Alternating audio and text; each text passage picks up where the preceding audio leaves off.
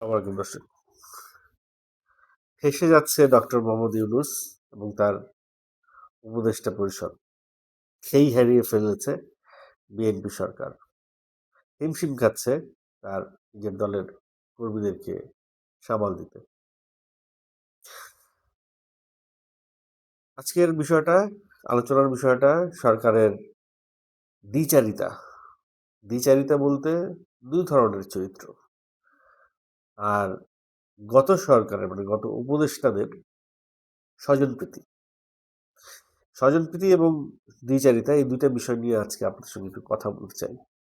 আলোচনা শেষ পর্যন্ত যারা সঙ্গে থাকবেন তাদেরকে অগ্রিম ধন্যবাদ, এবং যারা আমার ভিডিও দেখেন ভালো লাগে একটু ফলো করে দিবেন পেজটা এবং চ্যানেলটা সাবস্ক্রাইব করে দিবেন। দেখেন, রিজওয়ানা হাসান একটা ইন্টারভিউ দিয়েছে সাংবাদিক।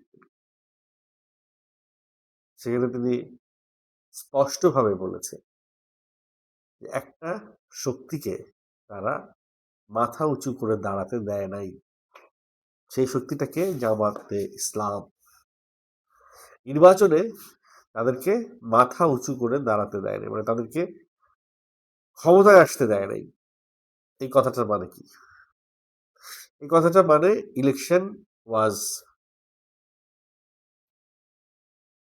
Hampered, election was poisoned, election was challenged. ইলেকশনটা বৈধ হয় নাই, বা ইলেকশনটা স্বজনপ্রীতি হয়েছে ইলেকশনে। তার একটা উজ্জ্বল প্রমাণ খলিলুর রহমান। সে উপদেষ্টা পরিষদের থেকে থাকার পরে তাই আবার সরকারের মন্ত্রী পরিষদে কিভাবে যায়? সে আবার ইলেকশনের আগে ইউনূস সাহেবকে নিয়ে তারেক সাহেবের সাথে মিটিং করে। সে এবং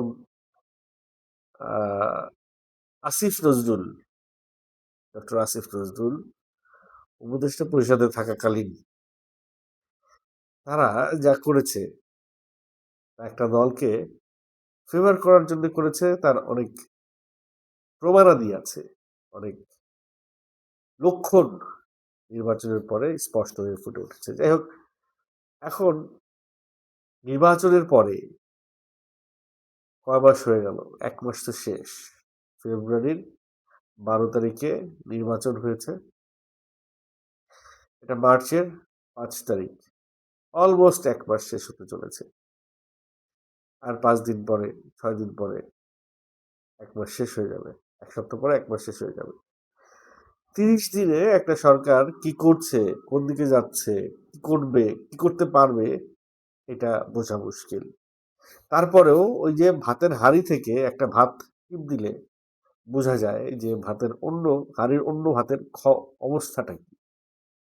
ঠিক সেই রকম তারেক রহমান বা তার দলের অনেক সিনিয়র ব্যক্তিদের কর্মকলাপে, ক্রিয়াকর্মে অনেক কিছুই প্রকাশ পাচ্ছে। ইলেকশনে জিতেই তারা কি করলেন? জুলাই সনদ শপথ গ্রহণ করলেন না। এদিকে বিএনপির একজন সিনিয়র নেতা বলছেন যে সংবিধান অনুযায়ী রাষ্ট্রপতির মেয়াদ আছে।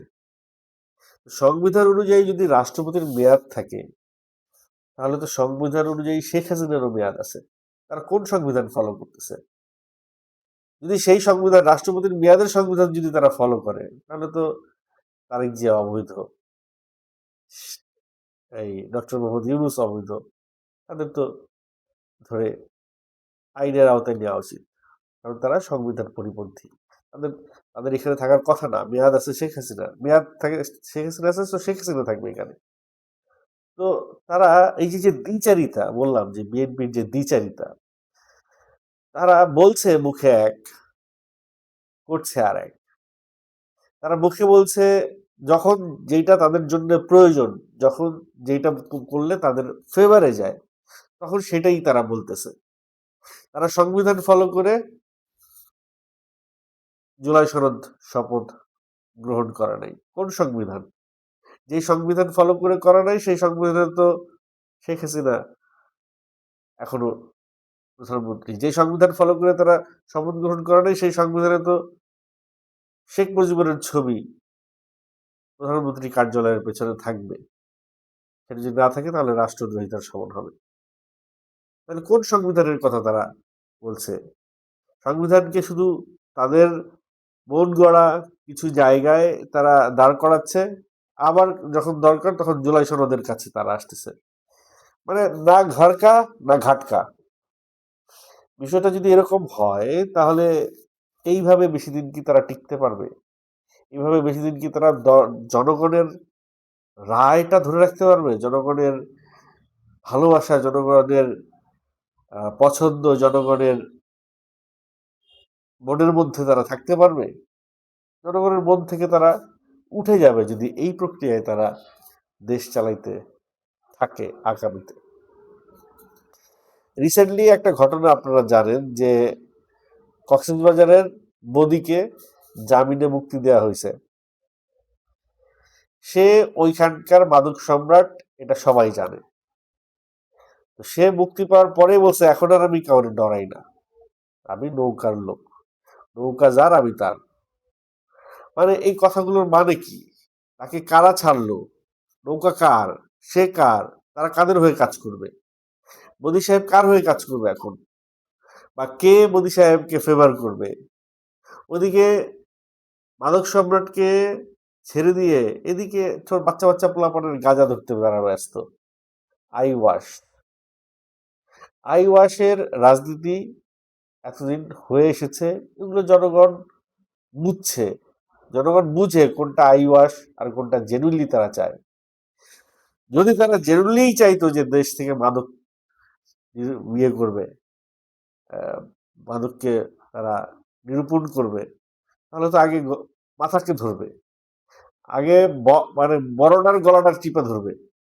এই বাচ্চা বাচ্চা ছেলেদের সরান জুতারে যে মাটি লাঠিতে পিটায় তারা দেশ থেকে মাদক বের করে দিবে। এখন কথা হচ্ছে বড়কে কেন ধরছে না?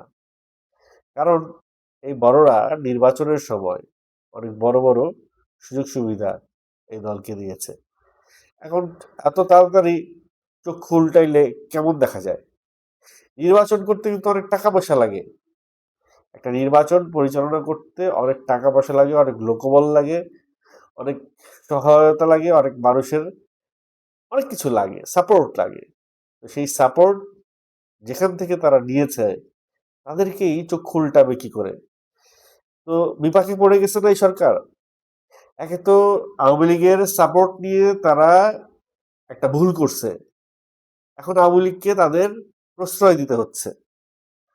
তার উপরে দেশে, সমগ্র দেশে যেভাবে চাঁদাবাজি হচ্ছে, সেই চাঁদাবাজি তারা ঠেকাতে পারতেছে না। এত বহিষ্কার, এত কিছু করছে, তারপরেও চাঁদাবাজি ঠেকাতে পারছে না। তার মানে কি? দলের হাইকমান্ডের কথা দলের তৃণমূল পর্যায়ের লোকরা কেন শুনছে না? কারণ নিশ্চয়ই কোনো আদার্স সিগন্যাল আছে যে আমরা মুখে মুখে বলবো এইভাবে, এই তোরা চাঁদাবাজি করলে বহিষ্কার করে দেবো, এই করে দিব, পরে আবার দলে তোকে নিয়ে নিব।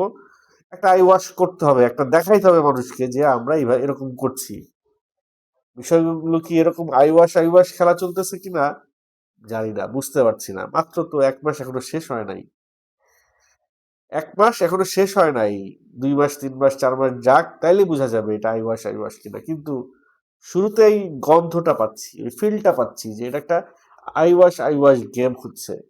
এই যে পলিটেকনিক ইনস্টিটিউটে ছাত্রদের উপরে আক্রমণ হইলো, ছাত্রদের ছেলেপেলেরা আক্রমণ করলো, পিটাইলো, মারলো, আহত করলো, তাদের কাউকে কি অ্যারেস্ট করা হয়েছে? 24 ঘন্টা পার হয়ে গেছে।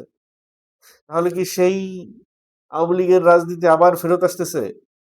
যে সরকারি দল যারা করবে তারা স্বেচ্ছাচারিতা করতে পারবে, যা ইচ্ছা তাই করবে, তাদেরকে পুলিশ কিচ্ছু করবে না, প্রশাসন কিচ্ছু করবে না। সেই সিচুয়েশন কি ফেরত আসতেছে নাকি? 30 দিনের যে প্রেক্ষাপট, এখনো 1 মাস হয় নাই, 25 দিনের যে প্রেক্ষাপট, এরপর 24-25 দিনের প্রেক্ষাপটে যা দেখতে পাচ্ছি, গত সরকারের আমলে যা হয়েছে, এই সরকারে তাই হচ্ছে। যেই লাউ সেই কদুই হইতেছে। তাহলে এই যেই লাউ সেই কদুর জন্যই কি জুলাইয়ের 36টা দিন পার করেছে বাংলাদেশের মানুষ? এই যেই লাউ সেই কদুর জন্যই কি এই যে ছেলে পেলেগুলো হাত পা কাটা পড়েছে, অন্ধ হয়ে গেছে, মারা গেছে? এই জন্যে, এই 36 দিনের জন্যে, এই জিনিসগুলো দেখার জন্যে? এই জিনিসগুলো দেখার জন্যই কি গার্ডিয়ানরা বাচ্চাদেরকে সাথে নিয়ে রাস্তায় নামছে আন্দোলন করতে? বাবা তার ছেলের হাত ধরে রাস্তায় নামছে, মা তার ছেলেকে নিয়ে রাস্তায় নামছে এটা দেখার জন্যে? এই যে জিনিসগুলো এখন আমরা দেখছি, হ্যাঁ এটা সত্য যে এত বড় দেশ, এত এত মানুষ, সবাইকে একবারে কন্ট্রোল করা সম্ভব নয়। তারেক জিয়ার চেষ্টা আছে, সেটি দেখা যাচ্ছে। সে চেষ্টা করছে, তার কথা কেউ শুনছে না। তারপরে সে শাস্তি দিচ্ছে। শাস্তিটা একবারে বড় কোনো শাস্তি সে দিচ্ছে না, লঘু শাস্তি দিচ্ছে। এই লঘু শাস্তি হয়তো আস্তে আস্তে আস্তে আস্তে আস্তে বড় শাস্তিতে রূপান্তরিত হবে। হুট করে বড় শাস্তি দেওয়া যাবে না, হুট করে সবকিছু বন্ধ করে দেওয়া যাবে না। হ্যাঁ, আওয়ামী লীগের সহায়তা নিয়ে তারা নির্বাচনে জয়ী হয়ে এসছেন, কিন্তু তাই বলে আওয়ামী লীগের অবৈধ কোনো, অনৈতিক কোনো প্রস্তাব তারা মেনে নিবে এরকম তো না।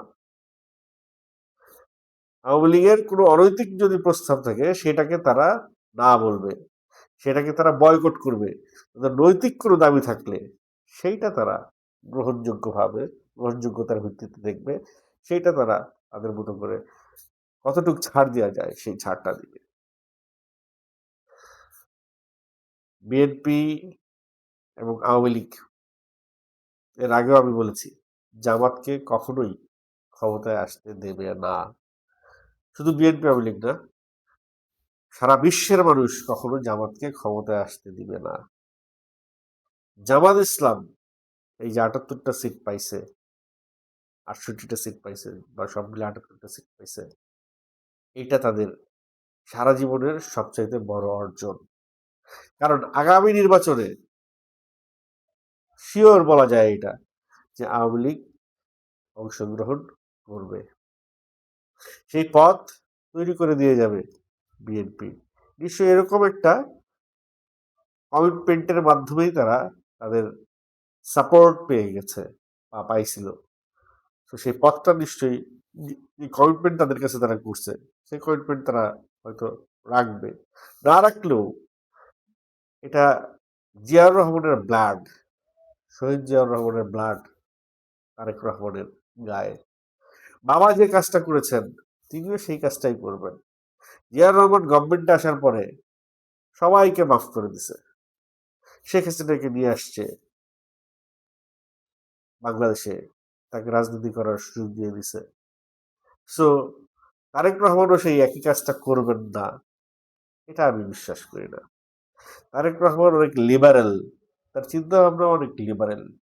সেও জয়কে নিয়ে আসবে বাংলাদেশে, হয়তো শেখ হাসিনা রাজনীতি করতে পারবে না, জয়কে সে নিয়ে আসবে বাংলাদেশে, জয়কে রাজনীতি করার ম্যান্ডেট দিবে, এবং জয় কোনো একদিন বিএনপির বিরুদ্ধে আবার নির্বাচন করবে, কিন্তু জিততে পারবে না, আবার নির্বাচন করবে, জিততে পারবে না। এইভাবে বিএনপি পরপর হয়তো ২ বার বা ৩ বার সরকার গঠন করবে, তারপর আবার ঘুরে আওয়ামী লীগ আসবে, কিন্তু জামাতকে কখনো এই দেশে দাঁড়াইতে দিবে না।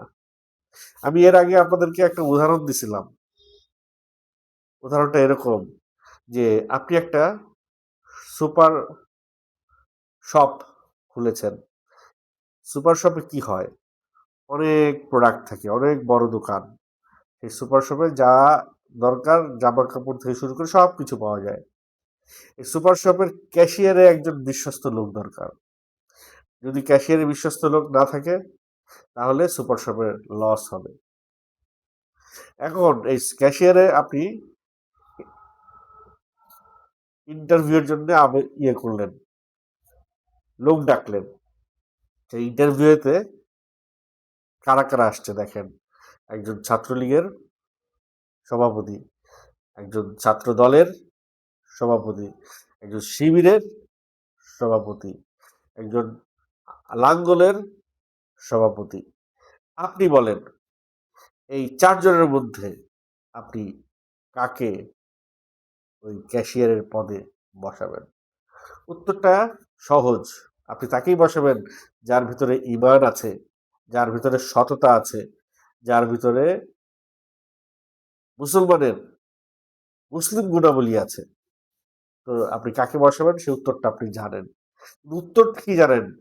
ভোট দেওয়ার সময় আপনি সেখানে ভোট দিবেন না। আপনি এই যে এত বড় একটা দেশের ক্যাশিয়ারের দায়িত্বে কাদেরকে বসাইতেছেন?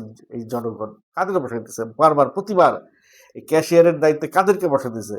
এই যে বাংলাদেশের গভর্নর পদে নিয়োগপ্রাপ্ত হওয়ার সঙ্গে সঙ্গেই সে নাকি 1,000 কোটি টাকা কোন ব্যাংকে দিয়ে দিছে। এসালম গ্রুপের সঙ্গে নাকি তার শেয়ার আছে। এই এসালম গ্রুপ বিতাড়িত, জুলাই আন্দোলনে গণ অভ্যুত্থানে বিতাড়িত দোসরের দোসর দোসরের সহযোগী সেই এসালম গ্রুপের সঙ্গে তার শেয়ার আছে। সেটা কি তার বাবার কোনো একটা ইয়েতে প্রকল্পে 800 কোটি টাকার ঋণ স্যাংশন করতেছে, এরকম একটা ইনফরমেশন করে এক আইনজীবী প্রকাশ করেছেন দেখলাম টেলিভিশনে। তাইলে এই যে গভর্নর নিয়োগ হইল, কোন ভিত্তিতে নিয়োগ হইল, কিভাবে নিয়োগ হইল, কেন নিয়োগ হইল, কি উদ্দেশ্য সার্ভ করার জন্য নিয়োগ হইল? এখন নাকি দুর্নীতি দমন কমিশনও হাত দিয়েছে এই সরকার, সেখানেও নাকি রদবদল হবে। তাহলে একটা দেশের গভর্নর আর দুর্নীতি দমন কমিশন এই দুইটা জিনিস যদি নিজেদের গ্রিপে থাকে, মানে ওই যে সুপার শপটা, ওই সুপার শপের যে ক্যাশিয়ার সে, আর যদি এই সুপার শপের যে প্রোডাক্ট দেয়, যে গুদাম মেনটেন করে সে, এই দুইটা লোক যদি হাতে থাকে তাহলে সুপার শপের বিজনেস তার হাতে, মালিকের হাতে থাকবে না। মালিক বলতে বোঝাচ্ছি জনগণ। বাংলাদেশের মালিক কে? বাংলাদেশের মালিক বাংলাদেশের জনগণ। যে বাংলাদেশের এই ক্যাশিয়ারের দায়িত্ব আর এই প্রোডাকশনের দায়িত্ব কার হাতে দিচ্ছে? কারা এটা দায়িত্ব পালন করতেছে? কারা এটার দেখভাল করতেছে? তাদের কি সেই ইমান আছে? তাদের মধ্যে সেই সততা আছে? তাদের মধ্যে সেই একজন মুসলমানের গুণাবলী আছে? তারা কি পারতেছে বা পারবে লোভ সংবরণ করতে? তারা কি স্বজনপ্রীতি করবে না? এই সমস্ত অনেক প্রশ্ন এসে দাঁড়ায়। সেই প্রশ্নগুলোর উত্তরেই কিন্তু বেরিয়ে আসে যে কি করতে যাচ্ছে এই সরকার, কি করতে যাচ্ছে বিএনপি সরকার। মানুষের মনের যে মণিকোঠায় তারা আসন পেয়েছে, সেই আসনটা তারা নিজেরাই কি নষ্ট করে দিচ্ছে সেই পায়তারা কোটা? এইভাবে যদি চলতে থাকে, এই যে বিভিন্ন জেলায় জেলায় বিভিন্ন জায়গা থেকে প্রতিদিন চাঁদাবাজির খবর আসে, প্রতিদিন বিএনপি তাদেরকে কদিন পরেই শোকজ করে দল থেকে বের করে দেয়, কিন্তু শুধু দল থেকে বের করে দেওয়াটাই কি সমাধান হচ্ছে? হচ্ছে না। এরা আবার দলে ঢুকবে, অন্য পরিচয় ঢুকবে, অন্য দলে ঢুকবে, দল থেকে ছাত্র দল থেকে শ্রমিক দলে চলে যাবে, শ্রমিক দল থেকে ব্যবসায়ী দলে চলে যাবে, কিন্তু অন্য পরিচয়ে তারা আবার ঠিকই বিএনপি রাজনীতি করবে। নাহলে তারা করবে কি? তারা এই যে 15-20 বছর ধরে বিএনপিকে সাপোর্ট দিছে, বিএনপির রাজনীতি করছে, বিএনপি ইলেকশন করছে, এখন তাদেরকে তো একবারে ফেলে দেওয়া যায় না, ফেলে দিতেও পারবে না। এটা দায়বদ্ধতা তো আছে। আপনার সন্তান যত বড়ই অপরাধী হোক, আপনি তাকে ঘর থেকে বের করে দিতে পারবেন না। আপনার সন্তানকে রিহ্যাবে পাঠাইতে হবে যদি সে নেশাগ্রস্ত হয়। আপনার সন্তান যদি মিথ্যা কথা বলে তাকে শাসন করতে হবে। আপনার সন্তান যদি অসৎ হয় তাকে বলতে হবে। কিন্তু আজকাল যে জামানা, যে সিচুয়েশন চারপাশে, তাতে সন্তান বৈধভাবে টাকা নিয়ে আসছে না অবৈধভাবে টাকা নিয়ে আসছে, এইটা আর এখন বাপ মা দেখে না। বাপ মা দেখে সন্তানের অনেক টাকা, এটা কিভাবে আসছে ম্যাটার করে না। এই যখন ঘরে ঘরে পরিস্থিতি, ঘরে ঘরে যখন এই পরিস্থিতি, তখন চাঁদাবাজি কিভাবে বন্ধ করবে মানুষ? যেই চাঁদাবাজ চাঁদা তুলে তার বাপ মা যদি বলে তোর টাকা আমি খাবো না, তার বউ যদি বলে তোমার টাকা আমি খাবো না, তার সন্তান যদি বলে তোমার বাপের টাকা আমি খাবো না, তোমার আমি বাপের পরিচয় দিব না, তাহলে সেই চাঁদাবাজ কিভাবে চাঁদাবাজি করবে? সেই চাঁদাবাজ তো তৎক্ষণাৎ চাঁদাবাজি থেকে নিজেকে সরায় আনবে। একটা গল্প বলি, গল্প বলে শেষ করি। এক লোক ডাকাইত, সে ডাকাতি করে সংসার চালাইতো, তার পরিবার কখনোই কিছু বলতো না। ওই লোকটাকে হেদায়েত করার জন্য একবার এক ব্যক্তি বলছিল যে ভাই, তুই যে ডাকাতি করে সংসার চালাস, তুই যে অপরাধ করে সংসার চালাস, তুই যে গুনাহ করে সংসার চালাস, তোর গুনার ভাগ তোর পরিবার নিবে? তোর টাকায় তোর পরিবার চলে, তোর খাওয়ায় তুই পয়সা দিলে তোর পরিবার খায়, তুই চাল বাজার নিয়ে আসলে তোর পরিবার সেটা খায়, সবই তোর ইসে চলে, উসিলায় চলে। কিন্তু তুই যে গুনাহ করে এগুলো করতেছিস, সেই গুনার ভাগ কি ওরা নিবে? তখন সেই ডাকাত বলছিল, অবশ্যই নিবে, কারণ তারা আমার সন্তান, আমার স্ত্রী, আমার পরিবার। তখন সেই হেদায়েত দানকারী লোকটি বলেছিল, ঠিক আছে, এটা তো তুই বললে হবে না, তুই যা, তোর পরিবারের কাছে যা, তোর সন্তানকে জিজ্ঞেস করবি যে আমি ডাকাতি কইরা এই খাবার আনছি, আমি ডাকাতি করে তোমাদেরকে চালাচ্ছি, ডাকাতি করলে আমার পরকালে এই শাস্তি হবে, ওই শাস্তি থেকে কিছুটা ভাগ তোমরা কি দিবা? তোর স্ত্রীকে যা জিজ্ঞেস করবি, সে কি কিছুটা ভাগ দিবে? তখন ডাকাত বলল, অবশ্যই দিবে, আমি আজকে যাই আমার পরিবারকে জিজ্ঞেস করবো। সেই সিদ্ধান্তের লোক বলল, ঠিক আছে, যা, যা কালকে ওর সাথে দেখা কর। সে খুব হম্বি তম্বি করে গেল, বাসায় যায় সে গম্ভীরভাবে সবাইকে ডাকলো, একটা গুরুত্বপূর্ণ মিটিং আছে, সবার সঙ্গে কথা বলবো, কথা বলে সবাইকে সবার একটা মতামত দিতে হবে, আসো সবাই বসো। সবাইকে সেই প্রশ্নটা করলো যে ভাই, আমি তো এই কাজ করি, এখন আমার তো শাস্তি হবে ধরা পড়লে, বা পরকালে আমার শাস্তি হবে, তো ইহকালে যদি আমি ধরা পড়ি, আমার এই শাস্তির ভাগ তোমরা কি নিবা? আমার যদি তোমরা জেলে যাবা, বা পরকালে যদি আমি আমার যে শাস্তি দিবে, আমাকে দোজখে পাঠাবে, তোমরা কি আমার সঙ্গে দোজখে যাবা? আর এক বাক্যে, কোনো চিন্তা ভাবনা, কোনো এক সেকেন্ড দেরি করে রাখবে না, আমরা কেন যাব? তুমি অপরাধ করছো, অপরাধের শাস্তি তুমিই দিবা, তোমার অপরাধের শাস্তি কেন আমরা গ্রহণ করবো? আমরা কি কোনো অপরাধ করছি? তখন সেই ডাকাত রিয়ালাইজ করছে কার জন্য চুরি করি, কার জন্য ডাকাতি করি, তো কার জন্য চাঁদাবাজি করতেছে, সেই চাঁদাবাজির পাপের ভাগ কেউ দিবে না, সেই পাপের ভাগ শুধু তারই বহন করতে হবে। যাই হোক, এই সমস্ত আলোকপাত যারা এই গুনার পথে আছে, তারা এই সমস্ত আলোকপাত তারা তার মাথায় ঢুকবে না, তাদের ভাববে যে তাদের মাথায় অন্য ধারাপাত দেয়া আছে। প্রত্যেকটা অপরাধীর একটা নিজস্ব যুক্তি আছে অপরাধ করার জন্য। যে খুনি, যে খুন করে, তারও একটা সঙ্গত কারণ সে দাঁড় করায় যে এই কারণে আমি করেছি। কিন্তু পারিপার্শ্বিক সবাই জানে সে খুনি, সে ভুল করেছে, সে অপরাধ করেছে, তাকে ফাঁসি হবে। সে একটা একটা কিছু সে দাঁড় করায় নিজেকে ডিফেন্ড করার জন্য, তারপরে সে অপরাধটা করে। সে যে চাঁদাবাজ, সে তার একটা কিছু দাঁড় করানো আছে, সে ওইটা নিয়ে সে অপরাধ করছে। কিন্তু পুরো বিশ্ব, পুরো বাঙালি সমাজ, প্রত্যেকটা মানুষ, তার পরিবার সহ সবাই জানে সে অপরাধী, সে অপরাধ করছে। যাই হোক, বুঝলে বুঝপাতা, না বুঝলে তেজপাতা। দেখি আরো কিছুদিন, 1 মাস এখনো শেষ হয় নাই, আরো কয়েক মাস যাক, তারেক রহমান তার দল সামলাতে পারে কিনা, তারেক রহমান তার সরকারকে সঠিক পথে পরিচালনা করতে পারে কিনা।